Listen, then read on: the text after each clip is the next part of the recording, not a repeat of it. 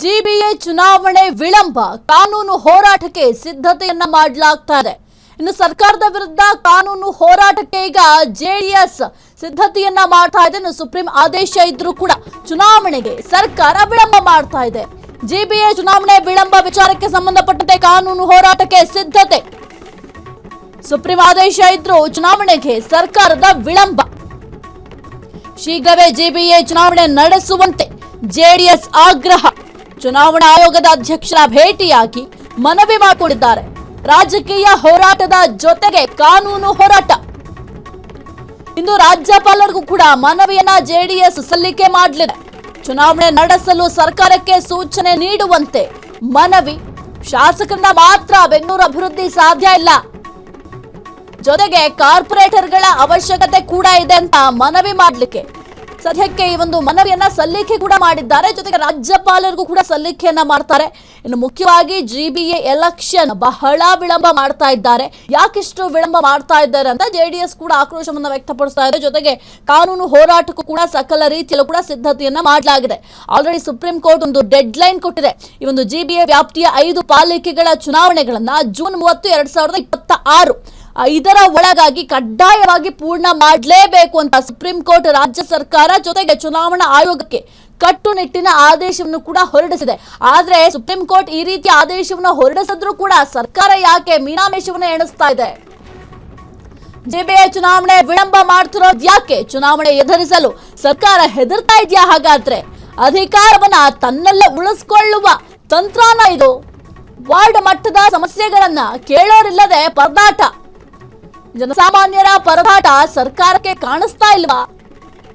ಕಂಡ್ರೂ ಕೂಡ ಕಾಣದಂತೆ ಸುಮ್ಮನಿದ್ಯಾ ಸರ್ಕಾರ? ಯಾಕಂದ್ರೆ ಅಧಿಕಾರ ಉಳಿಸ್ಕೊಳ್ಬೇಕಲ್ಲ ತಮ್ಮಲ್ಲೇ. ಇನ್ನು ಚುನಾವಣೆಯನ್ನ ಎದುರಿಸಲಿಕ್ಕೆ ಸರ್ಕಾರ ಭಯ ಪಡ್ತಾ ಇದ್ಯಾ, ಹೆದರ್ತಾ ಇದ್ಯಾ?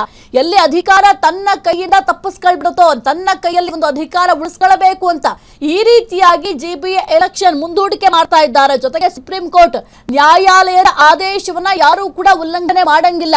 ನ್ಯಾಯಾಲಯ ಯಾವುದೇ ಒಂದು ಆದೇಶವನ್ನ ಹೊರಡಿಸಿದ್ರೆ ಆ ಒಂದು ಆದೇಶವನ್ನ ಪ್ರತಿಯೊಬ್ರು ಕೂಡ ಪಾಲನೆ ಮಾಡಬೇಕು. ಕೇವಲ ಜನಸಾಮಾನ್ಯರಿಗೆ ಮಾತ್ರ ಈ ಒಂದು ನಿಯಮ ಅನ್ವಯ ಆಗೋದಿಲ್ಲ, ಪ್ರತಿಯೊಬ್ಬರಿಗೂ ಕೂಡ ಈ ಒಂದು ನಿಯಮ ಅನ್ವಯ ಆಗುತ್ತೆ. ಸುಪ್ರೀಂ ಕೋರ್ಟ್ ಆದೇಶ ಇದ್ರೂ ಕೂಡ ಯಾಕಿಷ್ಟು ವಿಳಂಬ ಮಾಡ್ತಾ ಇದೆ ಸರ್ಕಾರ? ಕುರಿತು ಹೆಚ್ಚಿನ ಮಾಹಿತಿ ನೀಡ್ತಾರೆ ನಮ್ಮ ಪ್ರತಿನಿಧಿ ಮಾರುತಿ. ಜಿಬಿಎ ಎಲೆಕ್ಷನ್ ಯಾವಾಗ ಎಂಬ ಪ್ರಶ್ನೆ ಸದಾ ಮುನ್ನೆಲೆಗೆ ಬರುತ್ತೆ. ಆಲ್ರೆಡಿ ಸುಪ್ರೀಂ ಕೋರ್ಟ್ ಮಹತ್ವದ ಆದೇಶವನ್ನು ಕೂಡ ಹೊರಡಿಸಿದೆ. ಒಂದು ಡೆಡ್ ಲೈನ್ ಕೂಡ ಕೊಟ್ಟಿದೆ. ಜೂನ್ 30ರ ಒಳಗೆ ಈ ಒಂದು ಎಲೆಕ್ಷನ್ ಮಾಡಲೇಬೇಕು ಅಂತ. ಆದ್ರೂ ಕೂಡ ಯಾಕೆಷ್ಟು ವಿಳಂಬ ಮಾಡ್ತಾ ಇದ್ದಾರೆ?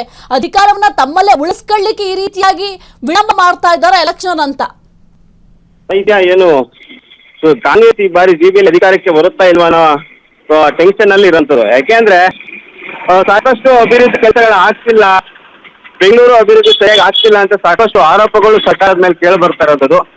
ಪ್ರಮುಖವಾಗಿ ಪಕ್ಷಗಳಾದಂತಹ ಜೆಡಿಎಸ್ ಆಗಿರ್ಬೋದು ಮತ್ತು ಬಿಜೆಪಿಯು ಅದನ್ನೇ ಅಸ್ತ್ರವಾಗಿ ಮಾಡ್ಕೊಂಡಿದೆ. ಅಂದ್ರೆ ಬೆಂಗಳೂರು ಯಾವುದೇ ರೀತಿ ಅಭಿವೃದ್ಧಿ ಆಗ್ತಿಲ್ಲ, ಕೇವಲ ಗ್ಯಾರಂಟಿಗಳಲ್ಲೇ ಸರ್ಕಾರ ಮುಳುಗಿದೆ ಅಂತ ಕೂಡ ಆರೋಪ ಕೇಳಿ ಬರ್ತಾ ಇರೋದು. ಅದರಿಂದಾಗಿ ಸಾಕಷ್ಟು ಪ್ರತ್ಯಾರೋಪ ಕೂಡ ಕೇಳಿ ಬರ್ತಾ ಇರೋದು.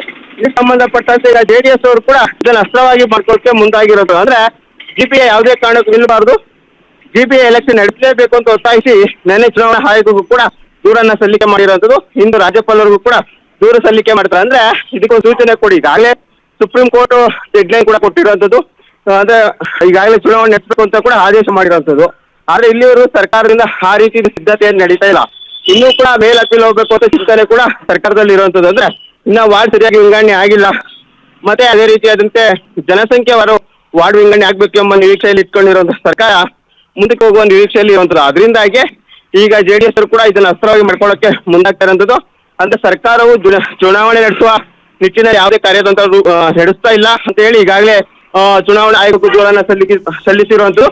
ಇಂದು ರಾಜ್ಯಪಾಲರನ್ನು ಕೂಡ ಭೇಟಿಯಾಗಿ ಮನವಿ ಮಾಡುವ ಸಾಧ್ಯತೆ ಇರುವಂಥದ್ದು. ಯಾಕೆಂದ್ರೆ ರಾಜ್ಯಪಾಲನ ಭೇಟಿಯಾಗಿ ಒಂದು ಮನವಿ ಪತ್ರವನ್ನು ಸಲ್ಲಿಕೆ ಮಾಡಲು ಜೆಡಿಎಸ್ ನಾಯಕರು ತೀರ್ಮಾನ ಮಾಡಿರುವಂಥದ್ದು.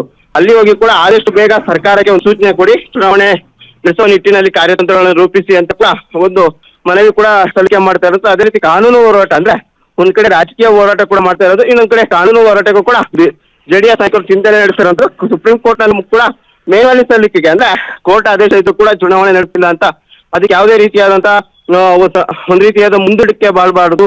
ಚುನಾವಣೆ ಏನೇ ಸರ್ಕಾರ ಮೇಲ್ಮನವಿ ಸಲ್ಲಿಸಿದ್ರು ಕೂಡ ಚುನಾವಣೆ ಮುಂದೂಡಿಕೆ ಆಗಬಾರದು ಅಂತ ನಿರೀಕ್ಷೆಯಲ್ಲಿ ಜೆಡಿಎಸ್ ನಾಯಕರು ಕೂಡ ಸುಪ್ರೀಂ ಕೋರ್ಟ್ ಮೆಟ್ಟಲೇರಲು ಕೂಡ ತೀರ್ಮಾನ ಮಾಡಿರುವಂತದ್ದು ಸಾಹಿತ್ಯ. ಓಕೆ, ಥ್ಯಾಂಕ್ ಯು ಮಾರುತಿ ನಿಮ್ಮೆಲ್ಲ ಮಾಹಿತಿಗಾಗಿ. ಕ್ಷಣ ಕ್ಷಣದ ಸುದ್ದಿಗಳಿಗಾಗಿ ಫ್ರೀಡಂ ಟಿವಿ ಸಬ್ಸ್ಕ್ರೈಬ್ ಮಾಡಿ, ಲೈಕ್ ಮಾಡಿ ಹಾಗೂ ಫಾಲೋ ಮಾಡಿ.